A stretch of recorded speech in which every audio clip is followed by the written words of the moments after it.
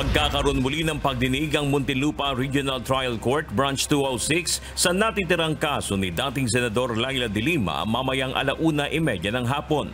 Kaugnay pa rin ito sa aligasyon ng umano'y pakikipagsabwatan noon ni de Lima sa illegal drug trade sa loob ng New Bilibid Prison o NBP noong siya pa ang Justice Secretary.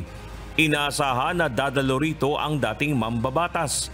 Sa utos na inilabas ng Korte noong nakarang October 27, 2023, sinabi ni Presiding Judge Hener Guito, tatalakayin sa pagdinig mamaya ang inihaing mosyon ng kapwa-akusado ni de Lima na si dating Bureau of Corrections o Bucor Director Franklin Bucayo na i-dismiss na ang kaso. Pero ayon sa abogado ni de Lima na si Atty. Bonita Cardon, bagamat naghain na ng komentaryo ang prosekusyon sa mosyon ni Bucayo, hindi nila inaasahan na magkakaroon ng desisyon dito ang korte ngayong araw.